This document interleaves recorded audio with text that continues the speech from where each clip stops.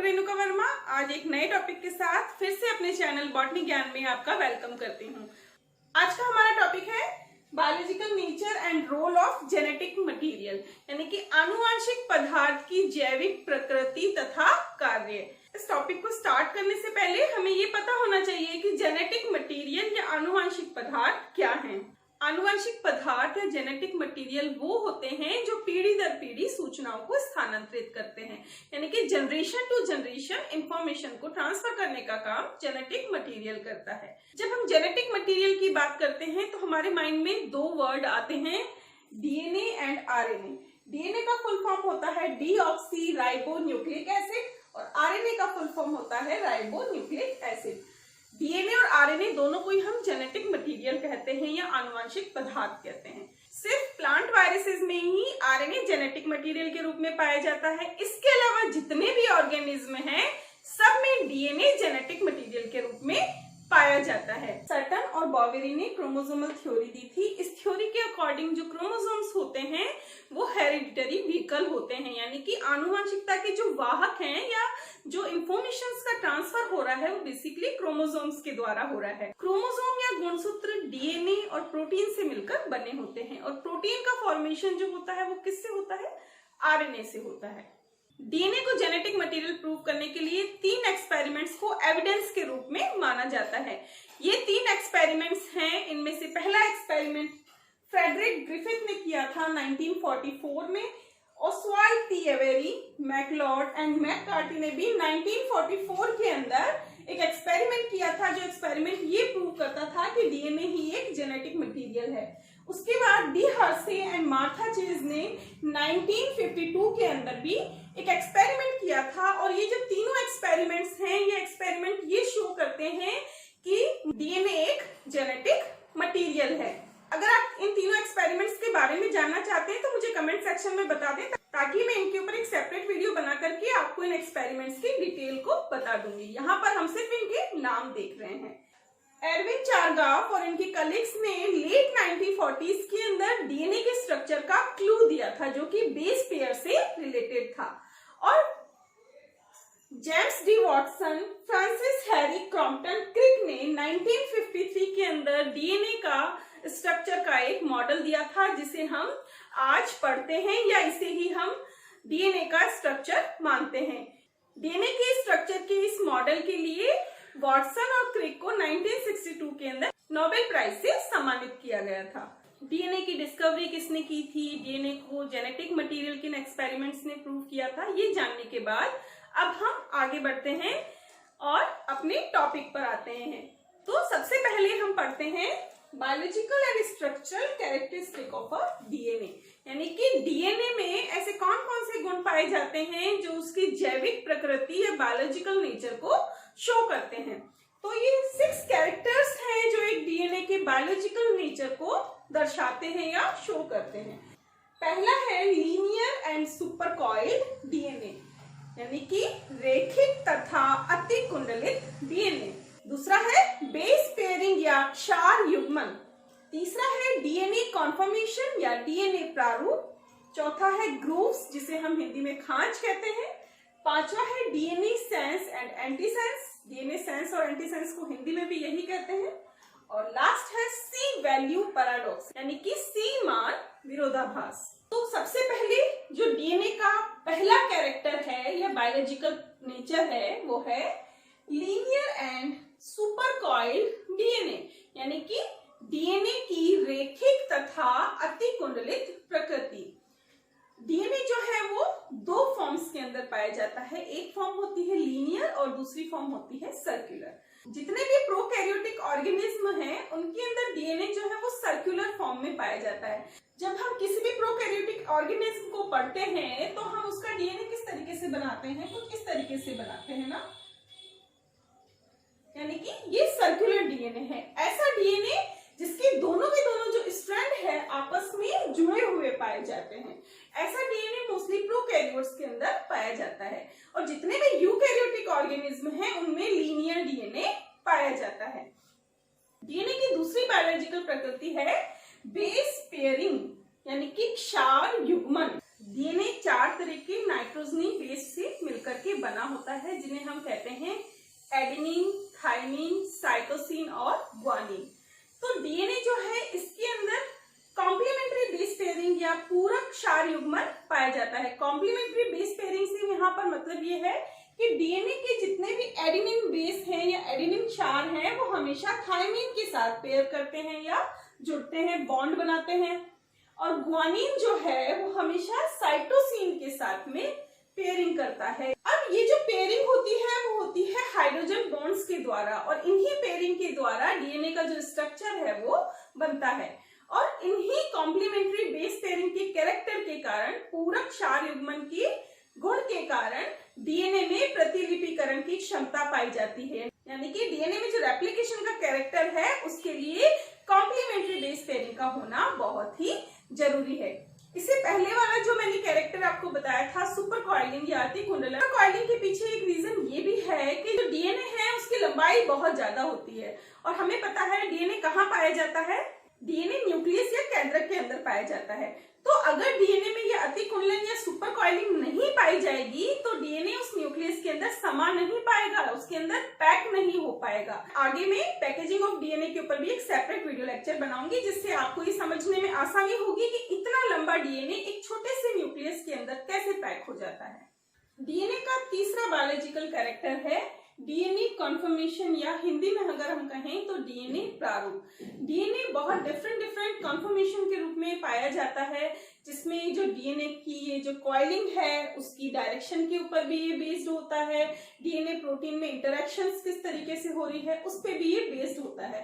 तो डीएनए के जो टाइप हैं उन्हें हम डीएनए कॉन्फर्मेशन कहते हैं। डीएनए 6 टाइप का बेसिकली पाया जाता है, लेकिन हम हमेशा ये पढ़ते हैं कि डीएनए 5 टाइप का होता है, A, B, C, D और Z। इसके अलावा कभी कभी H टाइप का भी डीएनए पाया जाता है। ये जब मैं डीएनए के टाइप्स आपको पढ़ाऊंगी तब पूरा डिटेल में आपको बताऊंगी कि ये जो डीएनए कॉन्फर्मेशन है वो किस तरीके से एक दूसरे से अलग है।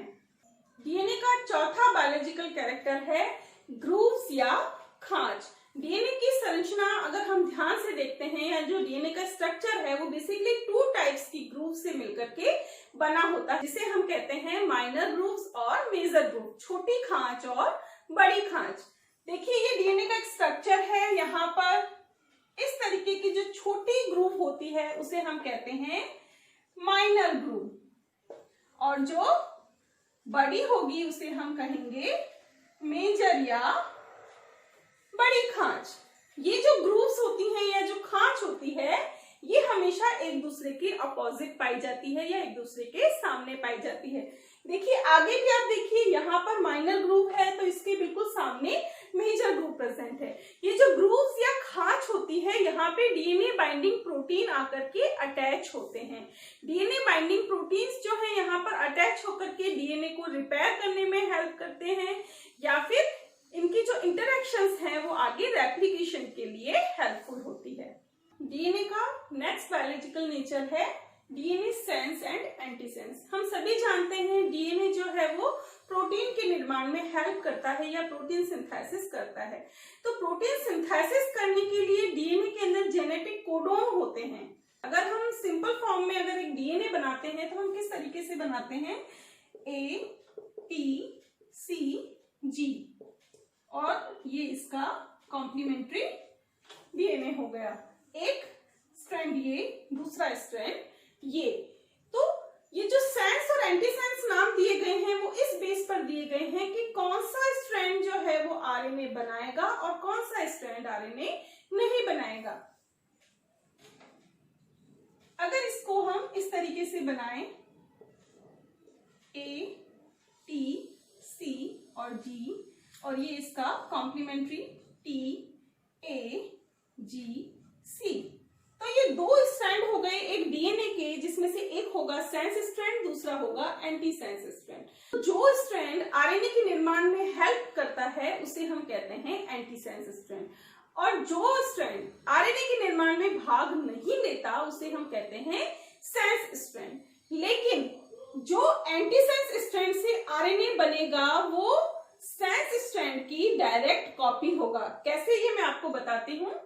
जैसे ये है एंटीसेंस स्ट्रैंड एमआरएनए बनेगा उसके अंदर जो बेस पेयरिंग होगी वो क्या होगी, वो इसकी जो एंटीसेंस स्ट्रैंड है उसकी ऑपोजिट होगी या कॉम्प्लीमेंट्री होगी।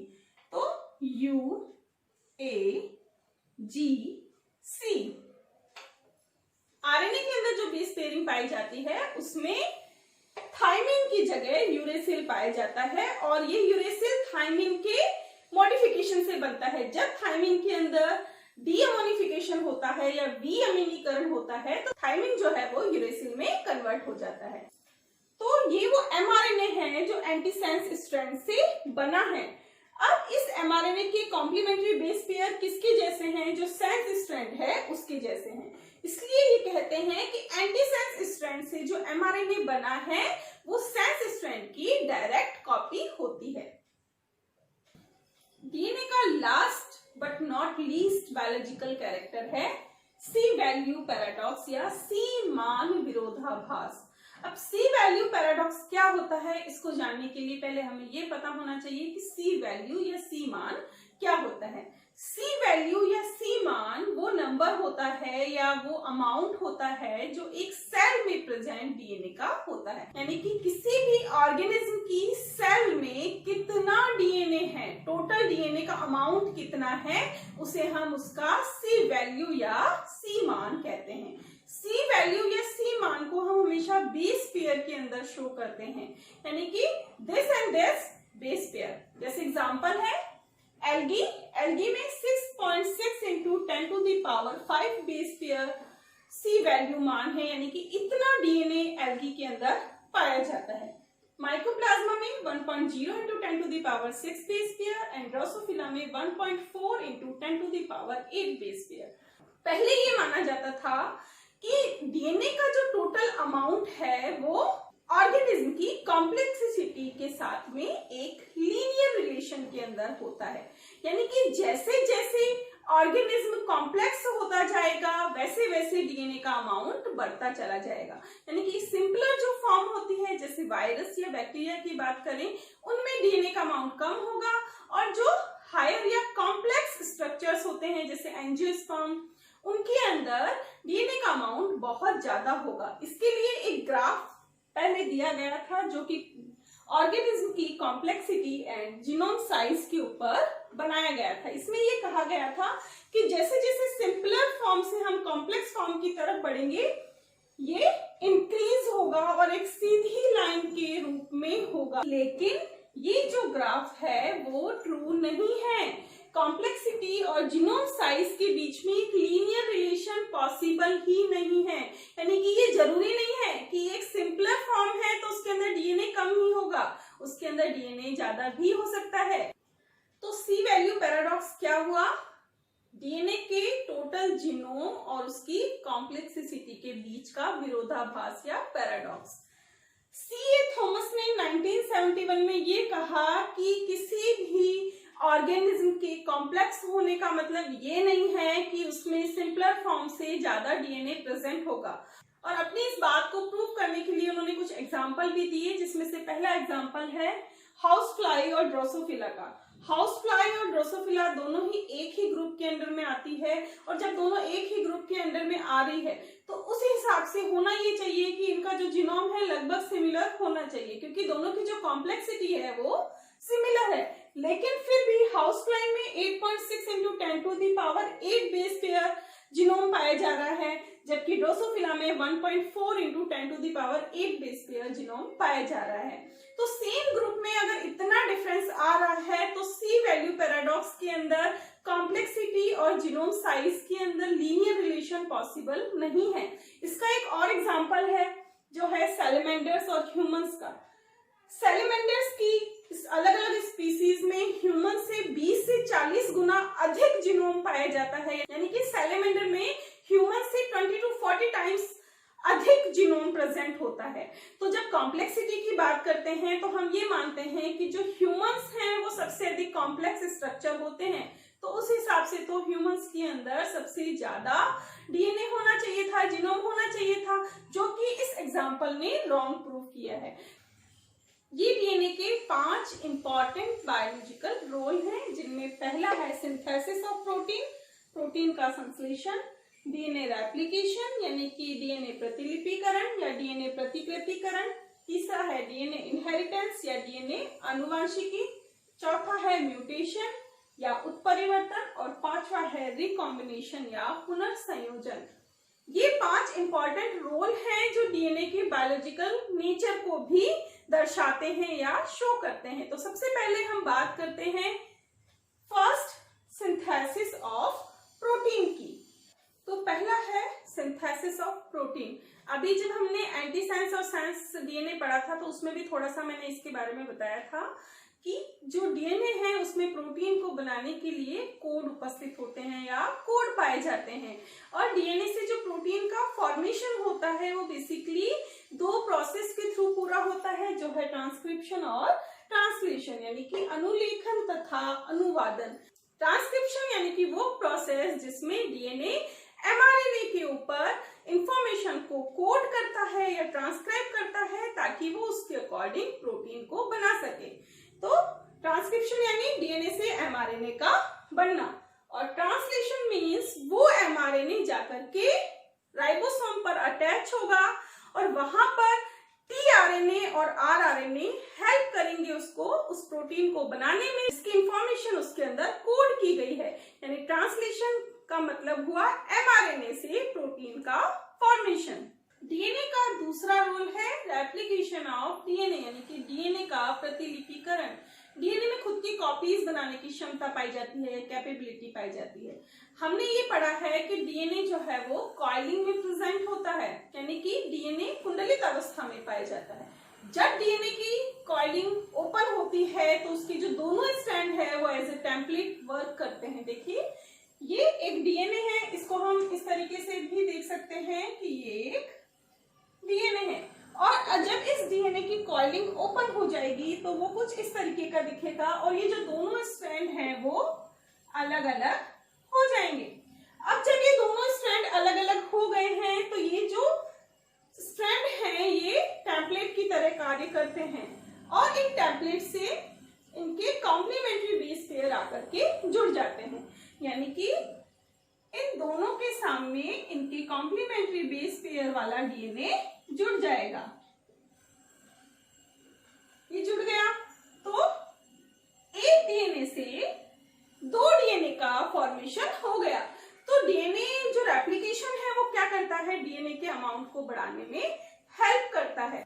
ये जो रेप्लिकेशन होता है ये सेमी कंजर्वेटिव या अर्ध संरक्षी प्रकार का होता है, यानी कि जो डॉटर डीएनए है वो अपने पेरेंट डीएनए का 50% जीनोम कैरी करते हैं और 50% इंफॉर्मेशन उनकी खुद की अपनी होती है। इसी कॉन्सेप्ट को समझ करके हम किसी भी व्यक्ति के बायोलॉजिकल पेरेंट को जान सकते हैं, क्योंकि हर एक व्यक्ति के अंदर अपने पेरेंट्स का 50% डीएनए प्रेजेंट होता है। अब ये जो डॉटर डीएनए है वो अर्ध संरक्षी या सेमी कंजर्वेटिव किस प्रकार से है, इनका जो एक स्ट्रैंड है ये वाला और ये वाला, ये तो इनका पेरेंट डीएनए का है, यानी कि इसमें जो इंफॉर्मेशन प्रेजेंट है वो कौन सी इंफॉर्मेशन होगी, वो इंफॉर्मेशन होगी जो उसके पेरेंट में प्रेजेंट है या पेरेंटल डीएनए के अंदर प्रेजेंट है। और ये जो 2 स्ट्रैंड इनसे आकर के जुड़े हैं, ये दोनों के दोनों जो स्ट्रैंड हैं वो नए स्ट्रैंड है। डीएनए का तीसरा बायोलॉजिकल रोल है इनहेरिटेंस ऑफ डीएनए, यानी कि डीएनए में आनुवंशिकी का गुण, जो कि हम स्टार्टिंग से पढ़ते आ रहे हैं कि डीएनए में जनरेशन टू जनरेशन इंफॉर्मेशन को ट्रांसफर करने की कैपेबिलिटी होती है, यानी कि आनुवंशिकी का जो वाहक है वो डीएनए होता है। डीएनए के अंदर जीन्स प्रेजेंट होते हैं और जीन्स के अंदर क्रोमोसोम प्रेजेंट होते हैं, और जो ये क्रोमोसोम है वो ही हेरिडिटरीली व्हीकल होते हैं, यानी कि जो इंफॉर्मेशन को एक पीढ़ी से दूसरी पीढ़ी तक पहुंचाते हैं। चौथा है म्यूटेशन या उत्परिवर्तन। जब डीएनए के जेनेटिक लेवल पर अचानक से कोई चेंज हो जाता है तो उसे हम म्यूटेशन कहते हैं। म्यूटेशन हम उसे तभी कहेंगे जब वो कैरेक्टर जो है वो पीढ़ी दर पीढ़ी ट्रांसफर होने लायक हो, तभी हम उसे म्यूटेशन कहेंगे, वरना हम उसे एक सिंपल डीएनए डैमेज भी कह सकते हैं। लास्ट है डीएनए रिकॉम्बिनेशन या डीएनए पुनर्संयोजन या डीएनए पुनर्वियोजन। डीएनए जो है वो म्योसिस और सेक्सुअल रिप्रोडक्शन के दौरान बार बार चेंज होता रहता है। क्रोमोसोम जो है वो दो सिस्टर क्रोमेटिड्स या दो अर्ध गुणसूत्रों से मिलकर बना होता है। जब इनके बीच में क्रॉसिंग ओवर होता है तो उस क्रॉसिंग ओवर के बाद में जो जीन या क्रोमोसोम हमें मिल रहा है उसमें आपस में कुछ गुण या कैरेक्टर जो है वो एक्सचेंज हो जाते हैं। इसको हम ऐसे भी समझ सकते हैं, मान लीजिए ये एक क्रोमोसोम है और ये दूसरा क्रोमोसोम है, इनके बीच में क्रॉसिंग ओवर किस तरीके से होगा,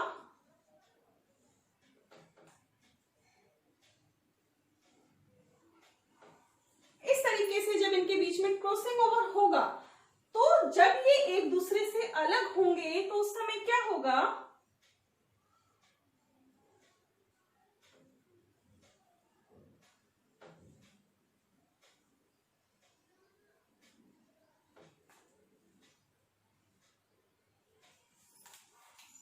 जब ये क्रोमोसोम एक दूसरे से अलग होंगे तो अलग होने के बाद ये जो दोनों सिस्टर क्रोमेटिड्स एक दूसरे से क्रॉस ओवर हुई थी उनमें एक दूसरे के कैरेक्टर्स का एक्सचेंज हो गया है। इसे हम डीएनए रिकॉम्बिनेशन या पुनर्संयोजन कहते हैं। ये नए नए कैरेक्टर्स के लिए बहुत ही यूजफुल होता है। आज का जो हमारा टॉपिक था biological nature and role of genetic material, वो यहाँ पर कंप्लीट होता है। मेरी पूरी कोशिश रहती है कि जो भी टॉपिक मैं आपको समझा रही हूँ वो इतनी इजी लैंग्वेज में समझाऊं कि वो आपको इजीली समझ में आ जाए और आपके लिए वो बहुत ज्यादा डिफिकल्ट ना रहे। अगर आपको ये लगता है कि मैं अपनी इस कोशिश में सक्सेसफुल हो रही हूँ, आपको मेरे पढ़ाने का तरीका पसंद आ रहा है, तो प्लीज मेरे लेक्चर्स को लाइक कीजिए, उन्हें शेयर कीजिए, मेरे चैनल को सब्सक्राइब कीजिए और बेल बटन दबाकर मेरे नए वीडियोस के नोटिफिकेशन को स्टार्ट कीजिए। Thanks for watching and stay tuned to Botany Gyan for more informative videos on botany.